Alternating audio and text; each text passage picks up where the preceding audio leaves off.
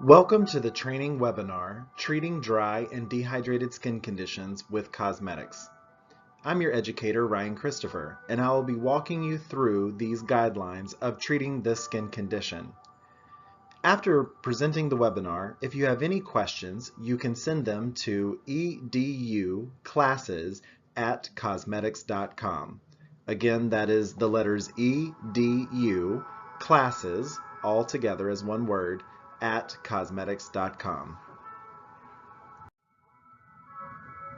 The epidermis is comprised of multiple layers, and in each layer comes a certain capacity for water content. In this visual, we find that 75% of the water content in the epidermis can be found in the base layer. And then it decreases gradually as we get to the external stratum corneum, or what is also called the stratum disjunctum. It is here where we find each step of the layer and its function in creating that water lipid matrix that makes up the protective barrier. As the cells migrate from a very liquid state at the base layer up to the surface layer, these cells begin to expel their lipid contents, which then mixes with the water content of the skin to make up that matrix that then forms the protection barrier. In this lesson, we are going to address the difference between dry and dehydrated skin conditions and how to properly bring them back to balance with COSMEDIX treatments. As we noticed on the previous slide, water levels are the highest in the deep layers of the epidermis and decrease towards the outer layer. At the outermost layer of the stratum corneum, water can be easily evaporated by factors such as the sun, wind, and low humidity in the air. A primary goal for treating dry or dehydrated skin is to reinforce the moisture and oil balance of the skin, soften the texture, and hydrate and moisturize. This skin type needs much moisture in the maintenance program, along with sun protection. Now, to properly treat a dry skin, one must first understand the formation of the lipid barrier. The barrier function of the skin is located throughout the granulosum and corneum layers.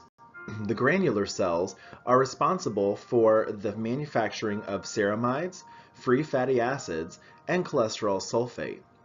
They expel their lipid contents into the intercellular spaces, forming a bipolar lipid barrier that forms the natural moisturizing factor. This dense structure creates a highly impermeable matrix of cells and prevents water loss and invasion of foreign substances such as bacteria and other injuring materials. To provide proper treatment, we must first determine whether our client is experiencing a true dry skin type or just experiencing temporary dehydration. Some of the key factors surrounding an actual dry skin type would be slower oil gland production, a rough surface texture. The client will state that their skin feels dry and tight. Also, it will have an impaired protective barrier, which can lead to redness and sensitivity to all stimulus, whether ingredients or physical touching. This skin type will also show accentuated signs of aging. Dehydrated skin, however, is a temporary condition that can occur in all skin types. Key factors surrounding dehydrated skin conditions include lacking water moisture, not oil. It is a temporary condition that can be alleviated, and it can occur in all skin types, whether combination or oily. Dehydration in skin is seen the most during extreme cold or heat exposure. This skin condition can also show premature signs of aging. Let's first discuss dehydration and the multiple causes for all skin types. The first is excessive sun exposure. Heat from the sun naturally evaporates water from the earth and your skin. Avoid extended amounts of time in direct sunlight whenever possible. Low humidity is also a key cause in dehydration. Low humidity can be found in both extreme hot and extreme cold temperatures. To prevent dehydration during low humidity, the skin must be properly moisturized with a moisturizer that will leave a layer of protection and moisture binding properties on the skin. Central heating in cars and homes during winter months. Heat and air conditioning evaporates moisture from the air and from our skin. Keep a travel spray of Mystic nearby to alleviate this temporary dryness quickly. Hot showers and prolonged baths. Although luxurious and enjoyed, heating up your body with a bath or shower can also cause excess water evaporation from your skin. Be sure to layer a good moisturizer after bathing to prevent more dryness. Internal dehydration. The amount of water you drink does not directly affect the water levels in your skin, but it does hydrate all of the internal processes of the body, which will ultimately contribute to your skin's healthy moisture level. Too much exfoliation. Exfoliating your skin too often can disrupt the oil-water balance of your skin's protective barrier. All skin types, including oily, can become dehydrated from too much exfoliation. Now, dehydration will be properly assessed through skin analysis combined with your client's subjective comments. Whether using a regular magnifying lamp or Woods lamp, you will find these common factors. You'll see heavy wrinkling in the superficial layer of the skin when lifting. The skin will also look dry even with active follicles on the face. The top layer of skin will lack vibrant color and circulation. When assessing underneath a Woods lamp, the dehydrated areas of skin will glow with a bright blue. Take a moment to assess your own skin in the mirror. Take a look at your face and use your hand to lift gently from just below your cheekbone up towards your eyes. If you see the skin above your fingers wrinkle and cave into each other greatly, that is a sign of dehydrated skin on the surface.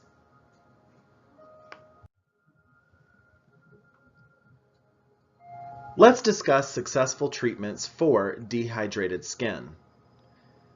In a facial treatment, it all begins with choosing the appropriate cleanser for the skin type. Creamy and oil-based cleansers are only beneficial for dry skin and will actually prevent proper exfoliation and ingredient absorption on any other skin type in a facial service. After properly cleansing the skin, choose a superficial exfoliating treatment.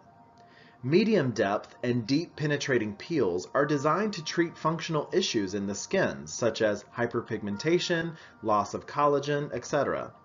This will actually increase dehydration in the stratum corneum, as those peels are designed to do. Instead, select an L-lactic acid or enzyme peel with a pH of 3 or higher to remove dehydrated cells and to help the skin increase its natural moisturizing factor.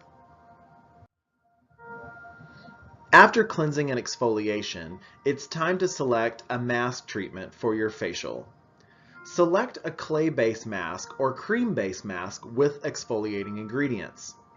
These types of masks will aid in the removal of dehydrated skin cells on the surface without over-exfoliating the skin, causing additional dehydration.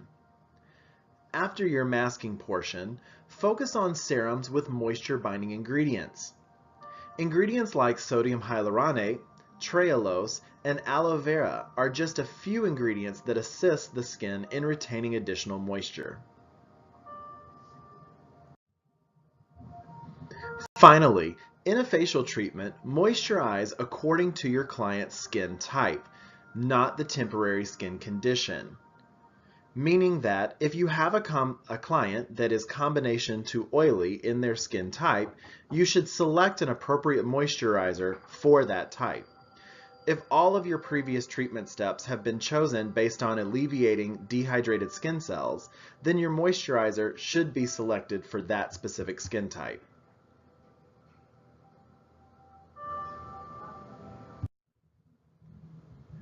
Dry skin is characterized by a lack of oil production from the sebaceous ducts. This lack of oil in the surface cells causes the water levels to become evaporated easily, creating a layer of intensely dehydrated skin. clients will consistently experience rough surface texture, a tight feeling throughout the day, and notice fewer pronounced follicles. The surface of our skin is comprised of water, lipids, and ceramides that mix with flattened keratin cells to form our protective barrier. This barrier is slightly acidic with a pH of 4.5 to 5.5, which helps to protect from unwanted bacteria and infection.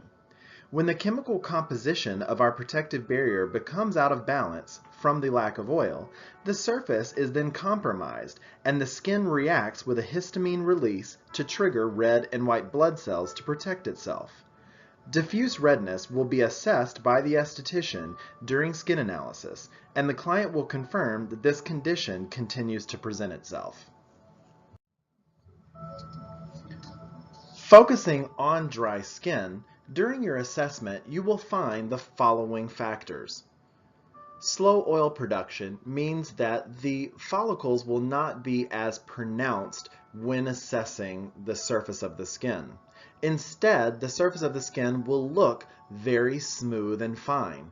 However, when you touch it, it will have a rough surface texture from all of the lifted, dehydrated dead skin cells. The clients will also state during their subjective comments that their skin feels dry and tight, not only just after cleansing their face, but continuously throughout the day. This skin will also have an impaired protective barrier, which means it will react more sensitively to all stimulus and show redness. Because of the multiple layers of dehydrated dead cells on the surface of the skin, it will also accentuate signs of aging and expression lines in the client's skin. Let's discuss proper treatments for dry skin. First, start by selecting oil-based or cream-based cleansers. Cleansers formulated for dry skin include ingredients that leave a hydrating barrier after being removed. Ingredients like olive oil, shea butter, and jojoba oil help reestablish fatty acids and lipids needed to increase the strength of the protective barrier. After cleansing, choose a chemical exfoliant to assist in raising the natural moisturizing factor. Avoid physically exfoliating ingredients like jojoba beads or walnut shell powder as a treatment for dry skin. Physical exfoliation will only stimulate the dry skin and induce unnecessary redness.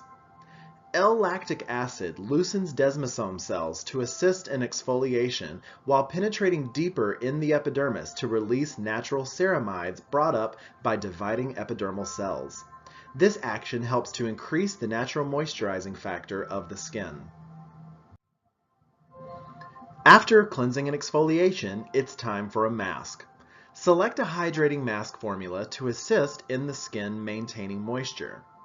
Avoid clay masks with kaolin and focus on creamy masks, preferably with butter bases like shea butter or mango seed butter. Focus on serums with moisture-binding ingredients. Sodium hyaluronate, trehalose, and aloe vera are just a few ingredients that assist the skin in retaining additional moisture. Additional antioxidants aid in reducing overall reactive behavior of dry skin. Finally, when finishing your treatment for a true dry skin type, moisturize to reestablish the protective barrier. Select your moisturizer formula with ingredients that support a dry skin. Oils and butters enriched with essential fatty acids applied topically will remain on the surface of the skin to help reestablish that protective barrier. This year, COSMEDIX has introduced a new facial protocol designed for the treatment of dry and dehydrated skin. Be sure to contact your COSMEDIX account executive or regional educator to find out more about this protocol and how to incorporate it into your spa treatments. Whether it is a seasonal facial or a standing facial in your spa menu, this protocol is guaranteed to leave your clients happy with soft, supple skin. Thank you very much for watching this presentation, and we look forward to presenting to you again in the future.